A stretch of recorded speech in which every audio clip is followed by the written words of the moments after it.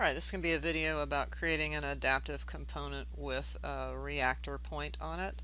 So I'm going to do a very simple version of that just to get you started, and then in a second video maybe show you some examples of those types. So what you're going to do is create a new family. So you're going to go to Family and New, and you're going to scroll down to Generic Model Adaptive. So select the Generic Model Adaptive and click Open. And the first thing I'm going to do is change my background color from the gradient to white. It's just a little easier to see, I think. A little easier on the video. Alright, so this is going to be a 2-point adaptive component. So the first thing we need to do, if you orient yourself in this, you have level 1, and then we have 2 vertical reference plane, a front, back, and a left, right. And we need 2 points to create this. We're going to create a circle that reacts to a distance from another point. So I'm going to come out and put a point element right there, and you'll notice that the reference level is current, so it's going to place it on that point, on that plane. And I don't know why that doesn't show up, but it doesn't. If you click the second point, the first one shows up, which is a little strange. I don't know if that's a video issue or what, but I'm going to go to Modify to stop the point creation command. Then I'm just going to window from left to right around those items, and up in your ribbon you're going to get a Make Adaptive. So I'll click Make Adaptive. Now one of these points is going to have the circle, and one is just going to be for a distance. So the first one, this one that has number 1 on it, I'm going to place the circle on it, and I want to host it to this point and make sure that it is hosted. So I'm going to come and I'm going to use a model circle so I can see it. So I'm going to go to Model, Circle, and I'm going to set it to Draw on Work Plane, and then I'm going to set the current work plane to this horizontal plane for that adaptive point. So the process was Model, Circle, make sure that it's set to Draw on Work Plane, and then go to Set and select that, and that will make that current, and you'll see it will outline sort of that plane.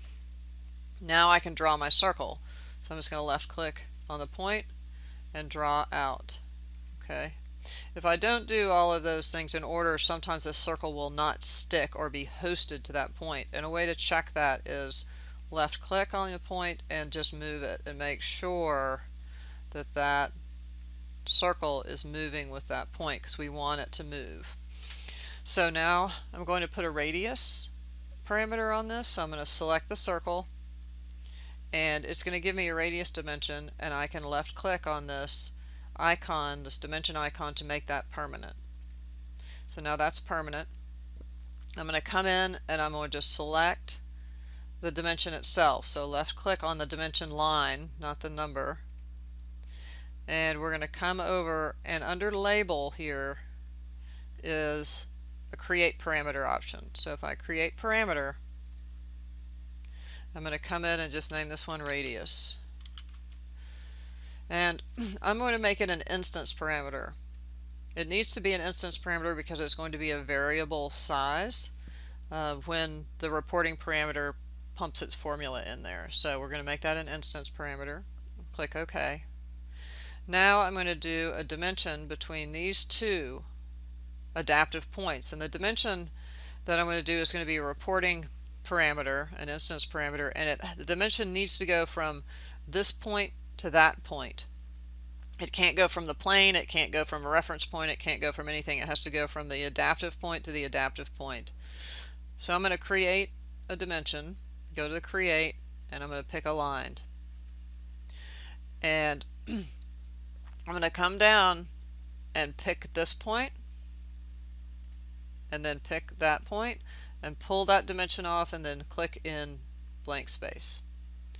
I'm going to go to Modify to stop the command string, pick the dimension, and I'm going to come up here and I'm going to add a parameter to it. So creating a parameter, and we're going to name this REP for report, and we're going to name this an instance parameter, and we're going to make it a reporting parameter. And basically what that means is it can be different sizes, and it just talks.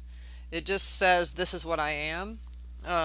It just listens to that and tells what it is. It doesn't change anything, it just observes, right? So I'm going to click OK there. So now I have the REP and the radius. Now I'm going to set up a relationship between this parameter and that parameter by going to my Family Types dialog box. And in my Family Types dialog box, here's the radius and there's the report. So what I want to do is connect the radius to the report. So if I come over here, I can say that the radius equals REP times 0.05. Okay, so it's just a little bit of math, and now you'll see that's 4 inches, so that would be the radius. And click OK. And you'll see now that radius shrinks down, and if I pick this and move it, that circle changes size, right? And so the further away it gets, the bigger that circle gets. So now we want to apply this onto a surface. So we'll do that next. I'll go ahead and save this. I'll just save it to my desktop, which I think is a bit of a mess, but yeah, save it as circle CIR video. Okay. All right, when we come back, we'll place it and repeat it.